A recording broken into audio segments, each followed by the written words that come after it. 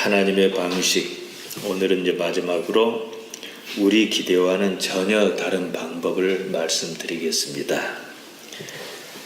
베데스다 목가에 38회를 누워 지내던 병자가 있었습니다. 병이 낫고자 하는 소망이 끊기지는 않았지만 방법이 없었습니다. 예수님께서 그에게 다가와 말씀하셨습니다. 내가 낫고자 하느냐 그러셨습니다. 요한이 전하는 이 이야기는 우리 신앙을 다시 생각하게 합니다. 대개 사람이 종교를 갖는 이유는 소원 성취 때문입니다. 지난 목요일 머리를 깎으러 나가는 길이었습니다. 다리 중간에 무당이 구판을 벌리는 모습을 보았습니다. 다리에서도 구다는 걸 전 처음 봤어요. 조각 근처에 자리를 잡고 음식을 잘 차린 모습이었습니다. 들어올 때 보니까 이제 다 붓이 끝나는가 정리를 하더라고요.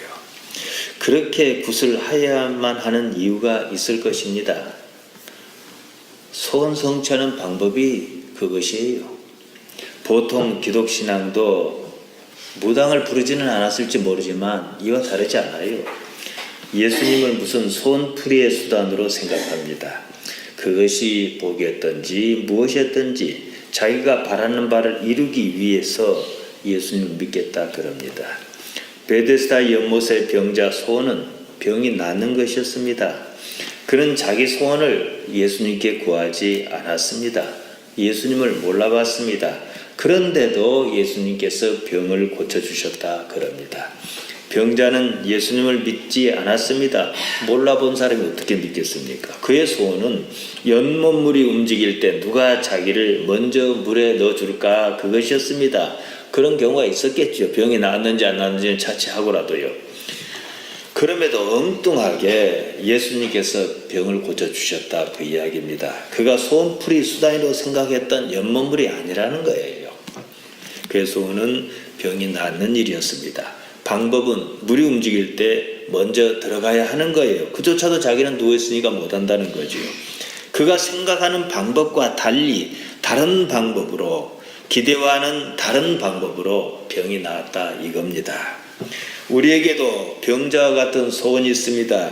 예수님을 믿어 소원 성취하고 싶습니다. 복받기 바랍니다. 그것은 문제가 없어요. 그런데요, 자기가 정한 절차여야 한다는 거예요. 병자가 생각한 절차, 연못물이 움직일 때 먼저 뛰어드는 것처럼 말입니다. 다른 방법이 있으리라고는 생각하지 않습니다. 자신이 생각한 과정이에요. 하나님께서 이런 식으로 내게 복을 주시오 이렇게 생각한다는 거예요. 그리고 그것을 포기하지 않습니다. 그러니 복은커녕 일이 어긋날 수밖에 없는 거예요. 병자에게 병이 낫는 일이 중요합니다. 물이 어쩌고 저쩌고 하는 일은 중요하지 않습니다. 복은 중요해요. 과정은 중요하지 않습니다. 복을 받겠다면서도 자기가 생각하는 과정을 포기하지 않는다는 거예요. 흔히 이것을 무시합니다. 반드시 베데스다 연못물이어야 한다고 고집을 부립니다. 자기 생각을 포기하지 않습니다.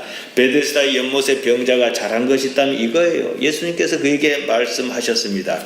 일어나 내 자리를 들고 걸어가라. 병자는 실제로 그렇게 했어요. 이 장면을 다시 생각해 봅시다. 예수님께서 일어나 내 자리를 들고 걸어가라 하셨습니다. 그때 병자는 여보시오, 내가 38회나 병상에 누워 지낸 사람이요, 몸이 뻣뻣할 대로 뻣뻣한 사람이 어찌 일어나라 하시오, 말이나 되는 소리를 하시오, 그러지 않았습니다. 다시 말씀드리자면 병자는 예수님을 몰라봤습니다. 하지만 그는 일어나 내 자리를 들고 걸어가라는 말씀을 어떤 이유에서든지 받아들였다는 거예요. 예수님께서 일으켜 주시지 않았어요. 병자는 일어나 자기 자리를 들고 걸어갔습니다. 병자는 그 순간 자기를 어떤 의미든지 간에 자기를 버렸다는 거예요. 자기 생각을 버렸습니다. 병자가 병이 낫는 방법인 물을 포기했다는 거예요. 자기 생각을 바꾸었습니다. 저 역시도 복 받기를 원합니다. 하나님께서 복 주시기를 원합니다. 복은 문제가 아니에요, 여러분. 복 받아야 해요. 그럴지라도 복 받는 방법을 제가 정하지 않는다는 거예요. 과정을 생각하고 그것을 따라가지 않습니다. 제가 가진 복음을 제대로 한번 저도 전하고 싶어요. 하지만 그 소원을 이루기 위해서 어디다 줄을 댄다든지 기웃거린다든지 그러지 않겠다는 겁니다. 다만 오늘도 제가 해야 할 일을 하는 것뿐이에요.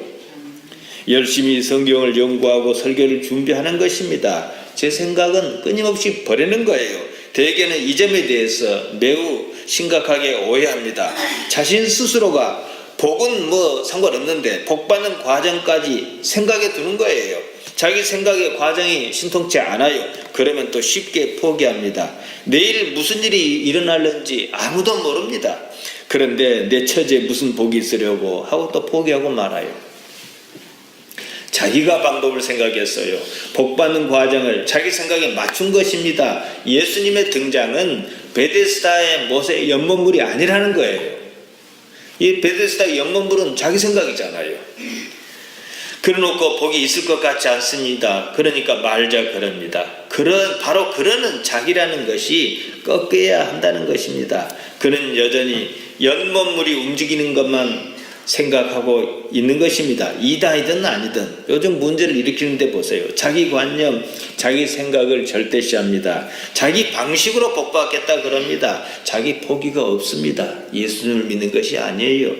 예수님을 믿으려면 전제하는 것이 반드시 있습니다. 자기 부인입니다. 이것이 우리 신앙의 기초며 시작입니다. 마가복음 8장 34절 아닙니까? 무리와 제자를 불러 이르시되 아무든지 나를 따라오려거든 자기를 부인하고 자기 십자가를 지고 나를 좇을 것이니라. 자기를 부인한단 말이 어려우면요, 자기 생각을 포기한다 그렇게 생각하시면 돼요. 아무든지 나를 따라오려거든 이러셨어요. 십자가조차도 자기 부인의 방법입니다. 자기 생각을 버리지 않으면요, 예수님을 믿는 것이 아닙니다. 자기를 부인할 생각을 하지 않습니다. 그러면서 예수님을 믿는다 야단입니다. 복 받겠다고 밤이고 새벽이고 기도합니다. 그렇게 기도하면 무엇합니까? 자기 생각을 버리지 않는데요. 그렇게 해서 오히려 자기 생각을 더욱 견고하게 합니다. 기도로 자기 소원을 이루어 보겠다 그럽니다. 자기 생각이에요. 그것부터 버려야 해요. 기도는 좋아서 하는 겁니다. 기도는 단지 형편을 감사함으로 아뢰는 것입니다. 기도는 자기를 어떻게 버릴까 하는 거예요. 다시 말씀드립니다. 복이란 것이 나쁘다는 게 아닙니다. 참 좋은 겁니다. 그러나 복 받는 방법이나 과정을 자기 생각으로 고집부리지 말아야 한다는 거예요. 아무리 그래 봐야 자기 생각대로 이루어지지도 않습니다. 하나님의 생각은 우리 생각과 다릅니다. 신앙은요, 어떻게 하면 자기 생각을 버리고 하나님의 생각을 붙들 것인가 그겁니다. 이사야 55장 8절이 말합니다. 여호와의 말씀에 내 생각은 너희 생각과 다르며 내 길은 너희 길과 달라서 바로 앞입니다. 이사야 55장 7절인데요. 악인은 그 길을, 불의한 자는 그 생각을 버리고 여호와께 돌아오라. 그리하면 그가 긍휼히 여기시리라. 누가 악인입니까? 자기 생각을 버리지 않는 사람입니다. 누가 불의한 자입니까? 자기 생각이 옳다고 믿는 사람입니다. 종교는요, 현실 문제를 다룹니다. 병자가 병으로 고생하는 것도, 병이 낫는 것도 현실 문제입니다. 그런 것을 분위기로 퉁칠 수는 없습니다. 자기가 정한 무슨 목표를 이루는 것이 우리 신앙의 목적이 아닙니다. 베데스다 연못물이 환자의 병을 낫게 하지 않았습니다. 만일 연못물에 뛰어들어 병이 나았다라면 그는 베데스다 연못물 전도사를 자청했을 것입니다. 엉뚱하게도 말이에요, 예수님께서 그 병을 고쳐주셨다는 거예요. 그런 예수님을 증거했습니다. 지금 요한이 우리에게 하고자 하는 얘기는 이 얘기입니다. 연못물이 움직였어요. 누가 먼저 뛰어들었어요. 그것도 병이 나았는지 안 나았는지 몰라요. 먼저라는 말도 있고, 물론 누가 뛰어든 것은 봤을 거예요. 그러니까 나보다 누가 먼저 내려가나이다 이랬을 것 아니겠습니까?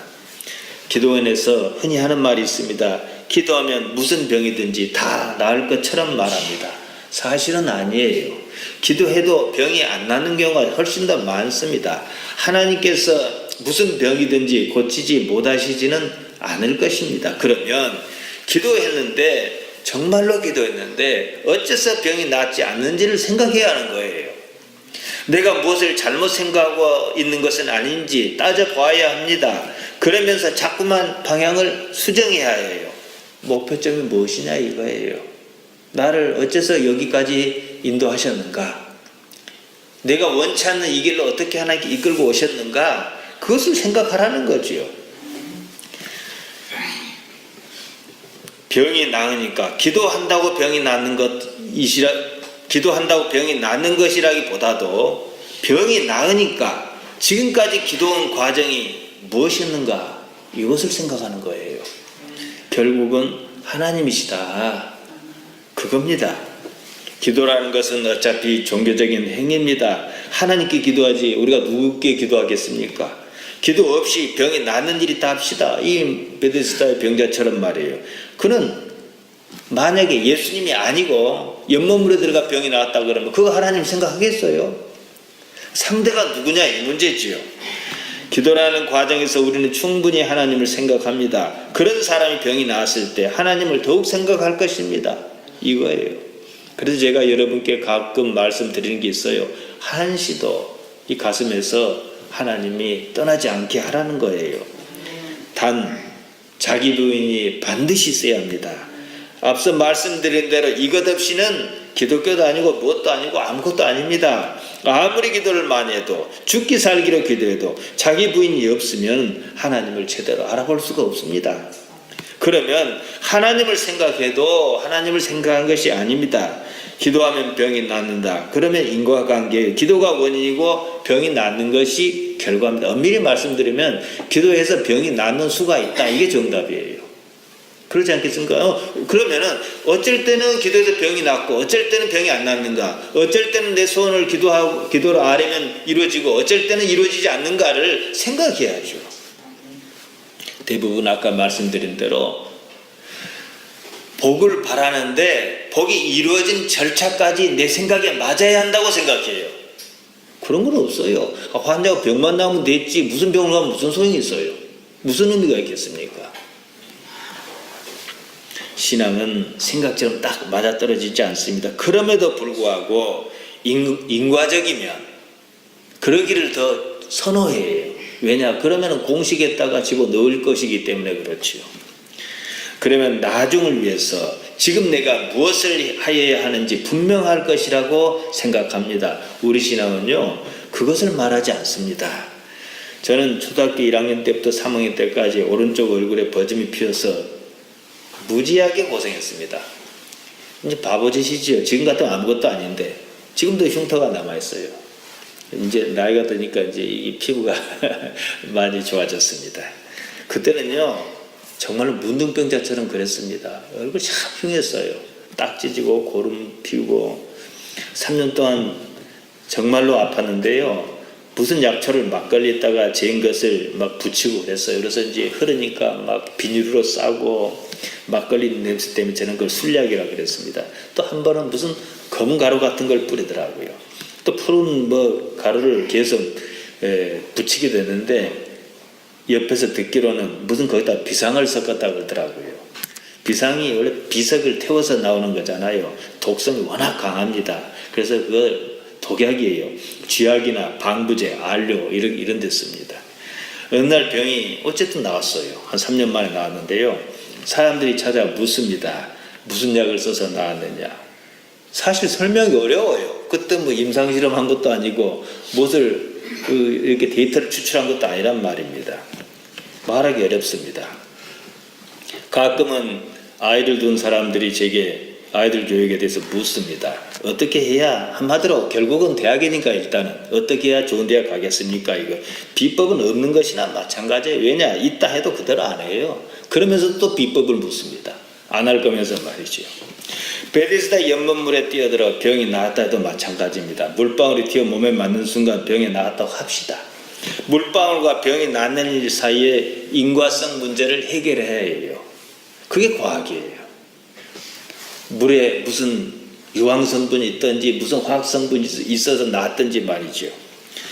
단지 시간적 순서가 그렇다 해서 베데스다 연못물이 질병에 특효가 있다 말할 수는 없어요. 더구나 천사가 내려와 물을 움직인다는 말에는 신빙성을 찾기가 어렵습니다. 어쨌건 언제나 그랬든 저랬든 언제나 결과가 아주 가까운 시간 내에 동일하다면 이 일을 제기할 수가 없어요. 그렇지 않겠습니까? 베데스다 물이 움직여요. 들어갔는데 나왔어요. 또 움직여 들어갔다 나왔어요. 계속 이런 일이 반복적이고 그러면은 뭐 과학이고 뭐고 떠나서 이의제기할 수가 없어요. 그건 맞는 거예요. 대부분의 경우 소문이든지 단지 그럴 것이라는 생각, 어쩌다 나왔는데 그 인과성이 없는데도 불구하고 어찌 나왔어요. 제가 무슨 약을 써서 이 버짐이 나왔는지 모르는데 나왔어요. 그런데 특정한 약이 나왔다 한 것과 마찬가지라는 거지요. 병이 나왔다고 그럽시다. 두 가지 사건이 결부되어 있습니다. 물이 뒤에 몸에 맞았다든지 뭐 하는 물리적 사건과 병이 난 화학적 사건입니다. 이 두 사건이 납득할 만한 시간차 안에서 이루어져야 하는 동시에 그 결과는 언제나 같아야 해요. 누군가 연못에 뛰어들었어요. 10년쯤 후에 병이 나왔습니다. 그러면은 베데스다 연못 때문에 병이 나은 건지 알 수가 없는 거예요. 그걸 믿을 사람도 없어요. 실제로 베데스다 못 때문에 병이 나았다 해도 말이에요. 동인과 시간과 조화를 이루지 않는다면요, 그냥 그런 거예요. 믿을 수 있는 건 아니에요. 그 결과는 언제나 동일해야 됩니다. 인과성의 오류는요, 교묘하게 이 두 가지 조건을 무시합니다. 신앙이라고 퉁쳐버려요. 감성적으로 그래요. 그러니까 사람이 모인 데서 할렐루야 주여 삼창합시다 믿습니까? 이러면은 그럴 것 같아요. 그럴 것 같을 뿐이에요. 실제는 안 그래요. 언젠가도 말씀드렸습니다. 예수님 믿어서 복 받는다, 돈복을 받는다, 그게 사실이면은요, 절이 텅텅 비어요. 다 그럴 것 아닙니까? 그거 보고. 인간은 끊임없이 현실 상황을 뛰어넘고 싶어합니다. 이런 심성이 종교로 발전했습니다. 반대로 여느 짐승보다 못한 어리석음에 빠지기도 합니다. 우리 신앙에 기적은 있습니다. 믿음 또한 여전히 필요합니다. 하지만 우리가 기적이라고 말한 사건의 시작과 끝이 명쾌하게 맞아떨어지지 않으면 곤란한 거예요. 그럼 있다고 말만 했지 실제로 없는 거예요. 예수님을 보면 보다 분명합니다. 예수님께 병자에게 다가가셨을 때는 망설임이나 주저함이 없었습니다. 기도하고 한참을 기다린다든지 주여 삼창하고 하지 않았다는 거예요. 이 때문에 우리 신앙에서 능력이라고 하면은 능력이고 없다면 없는 것이고 이런 것처럼 막 보이는 거예요. 예수님의 복음을 전하는 일조차도 다른 한쪽에서 본다면 여전히 일방적이고 우기는 것처럼 보입니다. 이 문제는 반드시 극복해야만 합니다. 관점을 바꿔봅시다. 38해나 병을 앓던 사람이 있었습니다. 예수님께서 그에게 일어나 내 자리를 들고 걸어가라 그러셨습니다. 병자는 그렇게 했어요. 그뿐이에요. 이 경우 누가 보아도 병을 낫게 한 사람은 예수님이십니다. 현실적으로 예수님을 우리가 만날 수는 없어요. 이제 이 문제를 극복해야 하는 거예요. 그러니까 우리는 예수님을 현실로 만난다 그러면은 옷자락을 붙든지 바지가랑을 붙든지 어떻게 해보겠는데, 이 안타깝게도 우리 현실적으로 만나볼 수가 없어요. 그렇다고 관념화 시킬 수도 없는 거예요. 예수님께서 일어나 내 자리를 들고 걸어가라 말씀하셨습니다. 10년쯤 후에 그 사람에게 그런 일이 일어났습니다. 그러면 예수님께서 병을 낫게 해주셨다고 말할 수는 없을 것입니다. 그 말씀을 하시는 순간과 병이 나는 순간 누가 보더라도 납득할 만한 연속성이 있어야 하고 자연스러워야 합니다. 이때는 인과성이란 말이 통합니다. 예수님의 말씀과 병자가 자기 자리를 들고 걸어가는 일 사이에 인과적 오류가 없다, 그겁니다. 적어도 이래야 합니다. 복음서에서 예수님과 관련한 기적을 보면요, 그 시로 혹은 즉시라는 말이 종종 나옵니다. 이런 말은 인과관계에 오류가 없다, 그 뜻입니다. 이처럼 시간차가 극히 짧거나 최소한 병이 낫는 과정이 눈에 보여야 합니다. 냉정하게 봅시다. 예수님을 믿으면 복을 받는다든지 병이 낫는다든지 그렇게 말하지 않습니까? 자기가 한 말을 실제로는 얼마나 신뢰하고 있을까요? 특별히 강단에서 설교하는 사람이 하나님의 능력보다는 심리적인 이유를 기대하고 있지는 않는 것인지 생각해 봐야 합니다. 우선 당장 무엇이 될 것처럼 말하지만 결국에는 우리 신앙을 지치게 하는 거예요. 그래서 신앙생활을 좀 하다 보면은 되는 것보다 안 되는 일이 많아서 좀 지쳐요. 그때는 방법을 바꿔야 합니다. 그럴 것 같다는 단지 가능성만 가지고 그런다라고 하는 경우가 참 많다는 것입니다. 이런 경우 베데스다 연못의 전설처럼, 그러나 거의 대부분은 믿지 않는 얘기예요. 우리가 믿든지 말든지 예수님의 기적은 실제였어요. 거짓말을 이렇게 기록할 수는 없고 그 거짓말이 2000년 동안 절에 내려올 수도 없는 거예요. 히브리 백성이 가나안에 들어갈 때였습니다. 여리고성을 함락했어요. 백성은 여호수아의 인도에 따라 단지 함성을 지르는 것만으로, 활을 쏘고 뭐 이러지 않았어요. 함성을 지르는 것만으로 여호수아 같은 여리고 성벽을 무너뜨립니다. 여호수아 6장에 나옵니다. 하루에 한 번씩 매일 엿새 동안 여리고성을 돌라고 하나님께서 말씀하셨습니다. 7째 날에는 성을 한꺼번에 7번 돌고 제사장이 나팔을 불 때 백성이 함께 함성을 지르면 성벽이 무너지리라 그러셨습니다. 그랬는데 그렇게 했어요. 있을 수 없는 일이 벌어졌어요. 성벽이 무너진 거예요, 실제로. 자, 봅시다. 함성을 지른 일과 여리고성이 무너진 사건 사이에 어떤 인과적 관계가 있을까요? 여러분, 없습니다. 사건을 간단히 정리하면 이래요. 함성을 질렀더니 성벽이 무너졌다 그러면 이제 앞으로는 안 싸우고 가는 데마다 하루에 한 번씩 돌고 7번 돌고 함성 지를 거예요. 하나님이 무슨 소용이 있습니까? 성경이 말하고자 하는 바는요, 백성의 함성이 성벽 붕괴에 어떠한 영향도 미치지 않았다는 사실을 분명히 합니다.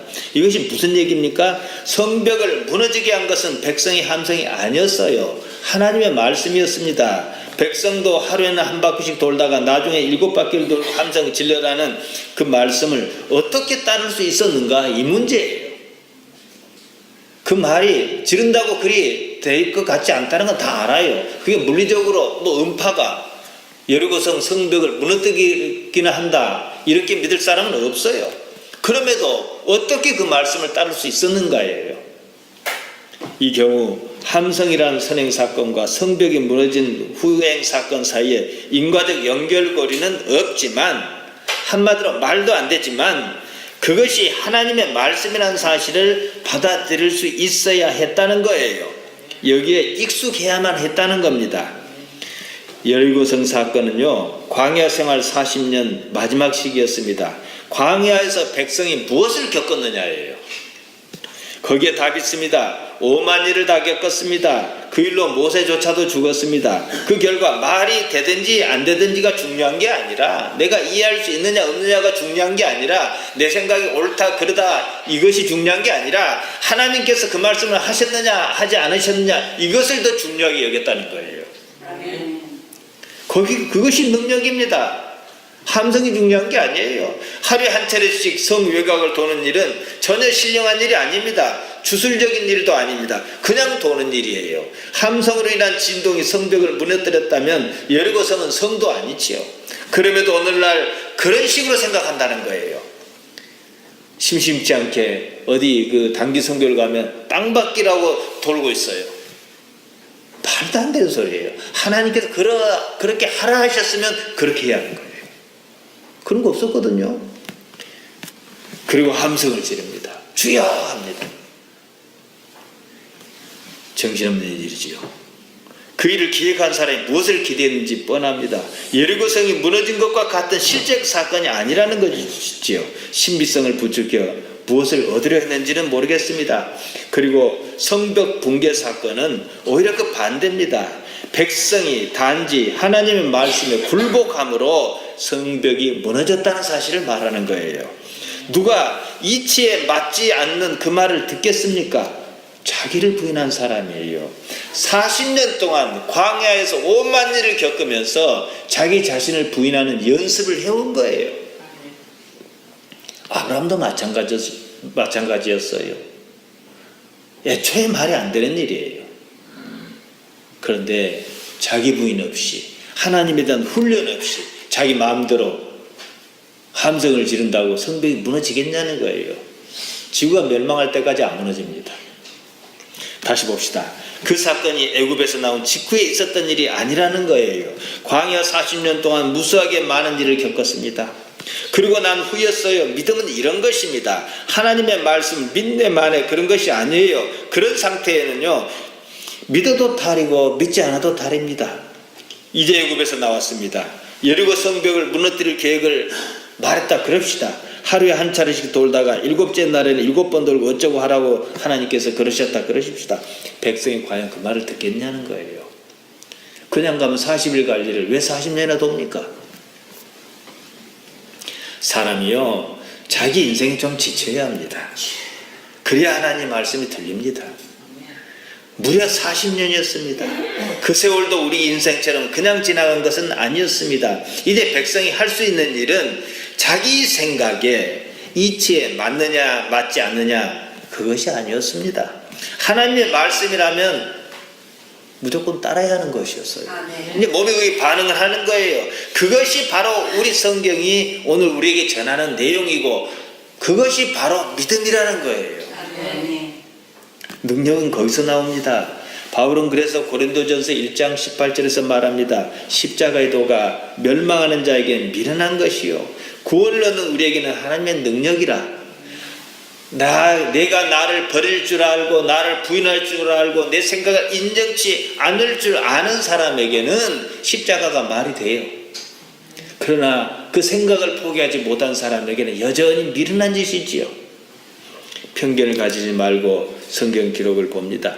십자가도 어떻게 미련하지 않겠습니까? 미련합니다. 그럼에도 불구하고 우리는 십자가의 도를 받아들입니다. 왜냐? 하나님의 말씀이라는 사실을 알기 때문입니다. 왜요? 자기가 무너졌기 때문입니다. 여리고 성벽 문제가 아니에요. 백성의 완악한 마음이 먼저 무너졌습니다. 그런 준비를 갖추었을 때 이치에 맞지 않는 명령이 있었습니다. 백성은 군소리 없이 따랐습니다. 바로 이 점이지요. 여리고성 이전에 자기 자신이 무너진 겁니다. 여리고성이 무너질 때 백성은 눈에는 무너져 내리는 성벽만 보이지 않았습니다. 또 한 번 자기 자신이 무너지는 것을 확인했습니다. 십자가의 도란 게 무엇이겠습니까? 자기 자신을 인정하지 않는 것이 아닙니까? 가장 중요한 기본조차 갖추지 못한 것이 오늘날 현실입니다. 세계적으로 그래요. 신앙이란요, 처음부터 신앙 대상의 주장에 자기 이성을 굴복시키는 행위입니다. 합리성을 따지는 것은요, 두 번째 문제입니다. 자기를 부인하지 않고는요, 하나님을 알 수도 발견할 수도 없습니다. 예수님 앞에 십자가가 놓였습니다. 하나님의 아들 나사렛 예수님 말고 마리아와 요셉의 아들 예수님을 봅시다. 5,000명이 넘는 사람을 배불리 먹게 하셨습니다. 당신 자신을 위해서는 기적을 일으키지 않으셨습니다. 사람의 아들이니까요. 사람의 아들 예수님 앞에 십자가가 놓였습니다. 십자가는 죄인을 매달아 죽을 때까지 고통을 겪게 하는 형틀입니다. 예수님께는 아무런 잘못도 없었습니다. 그런 분에게 세상은 죄인이라 그랬습니다. 당시 교회는 하나님의 이름을 망령되이 일컫는다며 십자가를 지웠습니다. 사람의 아들인 이상 십자가에서는 아무것도 할 수 있는 것이 없습니다. 오직 받아들인 일밖에 없습니다. 그럴 수 있는 근거가 뭐냐는 거예요. 내가 능력이 없어 못 받아들인다, 이게 중요한 게 아니고 그럴 수 있는 근거가 뭐냐는 거예요. 하나님께서 살아 계신다는 사실, 그 때문이 아니겠습니까? 바로 이것이 제가 말씀드리는 하나님의 나라 천국입니다. 바실레이아투 데우입니다. 하나님께서 통치하시며 섭리하고 계신다는 사실입니다. 하나님께서 계시지 않는 자리에 십자가가 무슨 의미가 있겠습니까? 고통이냐 아니냐 이건 차치하고 말이죠. 인과성도 없고 말도 안 되는 줄 뻔히 압니다. 하나님께서 살아 계셔서 통치하고 계신다는 그 사실 때문에 말도 안 되는 십자가조차도 감당할 수 있다는 얘기입니다. 아멘. 겟세바네 동산에서 이거 확인한 거예요. 뒤집어 보면 십자가를 져야, 우리 입장에서는 십자가를 져야 하나님께서 어찌 살아 계시는지가 보인다는 것입니다. 이치에 맞는 일을 했을 때는요, 사실 능력이라고 말할 이유가 없습니다. 또한 하나님께서 살아 계신지 어쩐지 알기도 어렵습니다. 하지만 하나님의 말씀을 따랐습니다. 이치에는 맞지 않는 것 같아요. 그랬을 때 하나님께서 살아 계신다는 사실을 경험하는 거예요. 그러므로 십자가는 단지 우리의 이성을 무너뜨릴 뿐 아니라 고난 이상의 것이라는 거예요. 신령한 겁니다. 하나님의 존재를 경험하는 방법입니다. 사람의 아들로서 예수님께서 삶으로 그것을 보여주셨습니다. 하나님의 나라를 보여주셨다는 점에서 예수님의 존재의 가치가 있습니다. 우리 신앙이 다른 여러 신앙과 구분할 수 있는 근거입니다. 백성의 함성과 여리고성이 무너지는 양자 사건 사이에는 어떠한 인과적 관계도 없습니다. 그럼에도 불구하고 백성은 그 말씀을 따랐습니다. 하나님의 말씀은 우리 자아가 무너졌을 때 들리는 것입니다. 이것이 성경 전반을 통한 사상입니다. 열왕기하 5장에 나오는 얘기입니다. 아람 왕의 군대 장관 나아만이 문둥병을 낫기 위해서 엘리사를 찾았습니다. 나아만이 병거를 거느리고 엘리사의 집 문 앞에 섰습니다. 엘리사는 나와 보지도 않았습니다. 사람을 보내어 요단강에 몸을 7번 씻으라고 그랬습니다. 나아만의 반응은 이랬습니다. 엘리사의 처방에 이렇게 반응을 보였습니다. 열왕기하 5장 11절에서 12절입니다. 나아만이 노하여 물러가며 가로되 내 생각에는 저가 내게로 나와 서서 그 하나님 이름 여호와의 이름을 부르고 당처 위에 손을 흔들어 문둥병을 고칠까 하였도다. 다메섹강 아마나와 바르바른 이스라엘 모든 강물보다 낫지 아니하냐. 내가 거기서 몸을 씻으면 깨끗하게 되지 아니하랴 하고 몸을 돌이켜 분한 모양으로 떠나려고 그랬어요. 당연한 것 아니겠습니까? 화를 내며 자리를 떠리했습니다. 그런데요, 종이 그것을 만류했습니다. 열왕기하 5장 13절입니다. 그 종들이 나와서 말하여 가로되 내 아버지여 선지자가 당신을 명하여 큰 일을 행하라 하였다면 행치 아니하였으리까. 하물며 당신에게 이르기를 씻어 깨끗하게 하라 함이리까. 대개 보면요, 이래서 신앙생활을 어렵게 만드는지 모르겠어요. 정성을 들여야 한다고 생각합니다. 그러지 않습니다. 우리 신앙은요 아주 쉽습니다. 나만의 마음을 바꿨습니다. 믿기 전에 안 왔지만 뭐 한번 해보자 그랬을 수 있습니다. 결과는 자기 생각과 달리 나타났습니다. 열왕기하 5장 14절입니다. 나아만이 이에 내려가서 하나님의 사람의 말씀대로 요단강에 7번 몸을 잠그니 그 살이 여전하여 어린아이가 살 같아서 깨끗하게 되었더라. 나아만이 믿음으로 엘리사가 말한 대로 하지 않았습니다. 종이 말하니까 기왕 온 것 한번 해보자 그랬을 것입니다. 어찌했건 자기 생각을 포기했다는 사실이에요. 그 순간만큼은 자기를 부인한 것입니다. 그 말입니다. 나아만은 요단강에 몸을 7번 씻었습니다. 그러자 문둥병이 나았습니다. 요단 강물과 문둥병이 낫는 일 사이에는 아무런 인과적 관계가 없었습니다. 나아만 자신이 누구보다도 더 잘 알았을 것입니다. 자기 부인이었어요. 우리 신앙은 자기 생각을 포기할 것을 요구합니다. 우리 신앙은 자신을 불복시키는 일입니다. 자기를 부정해야만 하는 이유입니다. 능력은 거기서 나타납니다. 여러분이 하나님께 기도했습니다. 기도의 목적을 성취했습니다. 처음에는 기도로 이루어야 할 일만 보입니다. 나중에는요, 그것보다 더 중요한 가치를 발견합니다. 하나님 자신입니다. 바로 이 점입니다. 이것이 아니라면요, 구태여 예수님이어야 할 이유가 없어요. 복 준다는 데는요, 교회 말고도 많습니다. 복 받자고 다리 한복 반에서 구다는 것이지 자기 받을 복 발로 차버리려고 그러지는 않을 거예요. 안타깝게도 흔히들 이 점을 잘 이해하지 못하는 것 같습니다. 십자가라고 하는 사건이 있습니다. 십자가만 바라보면요, 고통과 부당한 것 맞습니다. 그 와중에 하나님을 바라보면 보이지 않던 정의가 보입니다. 하나님께서 어떻게 하려 하시는지 그것이 조금씩 보이기 시작합니다. 바로 그 세계가 하나님의 나라입니다. 세상에는요, 알 수 없는 일이 많습니다. 알 수 없는 일 때문에 하나님 찾는 거예요. 다 알 수 있으면 하나님 찾지 않아요. 과학이 발달했지만요, 여전히도 알 수 없는 일이 많습니다. 우리가 신이라 부르는 존재는 바로 그 자리에 있습니다. 우리가 그러지 않습니까? 전 보면은 그런 얘기 많이 하잖아요.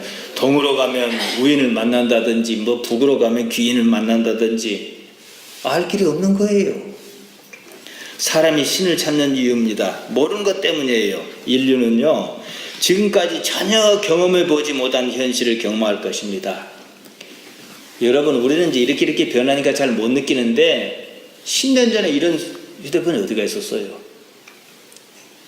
지금은 막 설교도 들을 수 있고 동영상도 볼 수가 있고 요걸로 TV도 볼 수가 있고 저는 좀 이런 데 좀 밝아가지고 휴대폰을 아주 일찍이 사용한 사람입니다. 옛날에 광주 가서 안보 교육을 받고 보증금을 72만 원을 내고 전화기도 비싸요. 270만 원 줬어요 그때. 근데 전 국민이 휴대폰을 들고 다녔으면 좋겠다. 그때는 흔히 말해서 안 터진다 그래요. 통화가 안 되는 적이 참 많았어요. 지금 보세요. 전 국민이 휴대폰이 있지 않습니까? 지식이 폭발적으로 늘어납니다. 모르는 것이 없다시피 할 것입니다. 모르면 찾아볼 수 있는 시대예요. 초연결 사회입니다. 인공지능의 시대입니다. 지식의 폭발은요, 신의 입지를 좁힙니다. 아는 것만큼 신의 자리가 좁아집니다. 더구나 먹고 살만합니다. 그래서 서구 사회에서는 교회가 텅 비는 거예요. 신을 찾는 이유가 그만큼 줄어든 때문입니다. 그런 식이라면 한국 교회도 예외는 아니에요. 신이 필요하지 않는데 누가 찾겠어요? 이제는 구하지 않아도 다 먹고 살만한데 누가 찾겠어요? 언젠가는 모든 것을 아는 날이 올 것입니다. 그 전에 인류가 멸망하지 않는단 말이에요. 그때 이르면요, 신이 없다는 사실을 알 것입니다. 신이 사라진 그때면요, 그토록 추구했던 신이 자신이라는 사실을 깨달을 것입니다. 자신이 신 안에 있다는 사실을 아는 거예요. 우리 신앙은요, 이것을 말합니다. 예수님께서 이것을 말씀하셨어요. 요한복음 10장 34절 35절입니다. 예수께서 가라사대 너희 율법에 기록한 바 내가 너희를 신이라 하였노라 하지 아니하였느냐. 성경은 폐하지 못하나니 하나님의 말씀을 받은 사람을 신이라 하셨거든. 대개는 그때 제자나 지금 사람이나 이걸 관념적으로 생각해요. 이 말씀에 인생의 방향이 담겼습니다. 하나님께서는요, 처음부터 인간을 하나님의 형상으로 만드셨습니다. 창세기 1장 27절입니다. 하나님께서 자기 형상 곧 하나님의 형상대로 사람을 창조하시되 남자와 여자를 창조하시고 그러셨어요. 이 말씀은 사람이 무엇을 추구해야 하는가 그겁니다. 인생에서 무엇을 알아야 하는가 그겁니다. 하나님 아니겠습니까? 시편 82편 6절과 7절에 말합니다. 내가 말하기를 너희는 다 신이며 다 지존자의 아들이라 하였으나 너희는 범인같이 죽으며 방백에 하나같이 엎어지리로다. 그랬는데 너희는 지금 무엇을 하느냐 그겁니다. 예수님께서는 요한복음 14장 20절에서 또 이렇게 말씀하셨습니다. 그 날에는 내가 아버지 안에 너희가 내 안에 내가 너희 안에 있는 것을 너희가 알리라. 신은요, 신비의 영역입니다. 우리의 현실은 이성과 오감의 영역입니다. 그럼에도 사람의 삶은 신비의 영역에서 결코 벗어나지 못합니다. 사람은 알 수 없는 영역이 여전히 궁금하거든요. 동물은요, 알 수 없는 영역이 궁금하지 않습니다. 알 필요도 없어요. 신비의 영역을 현실의 영역으로 가져와 보겠다는 것은요, 사람만 그럽니다. 사람은 신을 알고자 합니다. 본디 그랬기 때문입니다. 그러므로 결국은 신의 영역에 들고자 하는 거예요. 인생에서 그러니까 하나님을 알고자 해야 한다는 거지요. 38회 병자가 자기 몸에 베데스다 연못물로 병이 나았다 그럽시다. 모든 사람의 관심이 오직 그 물에만 집중할 것입니다. 여러분의 관심은 어디 있습니까? 예수님 하지만 실제 관심이 어디 있습니까? 하나님께 가 있습니까? 이겁니다. 그것이 신앙이지요. 지금 우리 현실 세계에서 예수님이란 어떤 의미일까요? 삶의 방식입니다. 하나님 나라에서 사는 삶입니다. 그것이 바로 십자가로 나타났습니다. 인과성의 오류가 없습니다. 진짜 삶이에요. 우리 존재의 실체가 드러나는 삶입니다. 복음서의 제자와 사도행전의 제자가 나옵니다. 그렇게 먼 시간이 아니에요. 1년도 안 돼요. 복음서 끝과 사도행전 그 사이에 십자가와 부활승천 사건, 성령 강림이 있었지 않습니까? 1년도 안 돼요. 그런데 제자의 모습을 보세요. 전혀 다른 사람 아닙니까? 그 차이가 바로 우리 신앙이 추구하는 가치입니다. 그들은 변했습니다. 삶에 추구하는 가치가 변했습니다. 그들의 삶의 자리는 변한 것이 없었습니다. 그 제자가 그 제자였습니다. 하지만 모든 것이 달라졌습니다. 무엇 때문이었습니까? 예수님 때문입니다. 하지만 저는 그 말을 하고 싶지 않습니다. 막연하기 때문에요. 흔히들 예수님을 만나야 한다고 말합니다. 구체적으로 무엇을 말합니까? 삶의 방향을 결정하는 가치관의 변화를 말합니다. 예수님께서 이 땅에서 사람의 아들로서 가지고 사셨던 그 가치관입니다. 우리가 그 가치관으로 삶을 살 때 우리 삶을 하나님께 완전히 맡길 수가 있습니다. 예수님께서는 그것을 보여주셨습니다. 이 땅에 육신으로 오셨습니다. 그것을 전하는 것이 복음입니다. 그것 말고 우리가 물리적으로 예수님을 만날 방법은 없어요. 예수님의 삶은 하나님 아래 있었습니다. 그것이 하나님의 나라입니다. 그 하나님의 삶에서 하나님의 존재를 인정함으로써만이 알아차릴 수 있는 하나님이시라는 거지요. 여러분의 삶의 자리에 하나님께서 계신다는 사실부터 인정하셔야 해요. 정리하랍니다. 삶의 진실을 찾아야 합니다. 우리 삶의 자리에서 벌어진 일이 얼마나 가치 있는지, 얼마나 보람된 일인지, 얼마나 하찮은 일인지 그것은 별로 중요하지 않습니다. 단지 그 일을 하는 것에 모든 주의를 한번 기울여 보시기 바랍니다. 왜냐? 하나님께서 아시는 일이거든요. 하나님께서 허락하신 일이거든요. 그때 사는 방법이 보입니다. 깨달음이 생깁니다. 그 하나님께서는 하늘로부터 오시는 하나님이 아니고요, 이미 우리 가운데 계셔서 우리를 택하시고 보호하시는 하나님이시라는 거예요.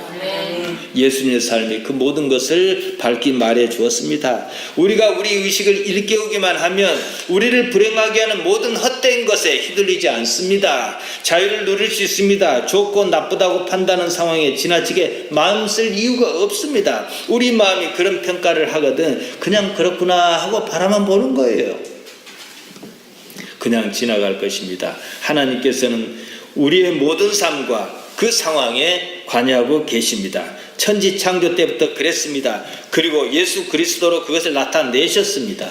그 사실을 결코 잊지 마시기 바랍니다.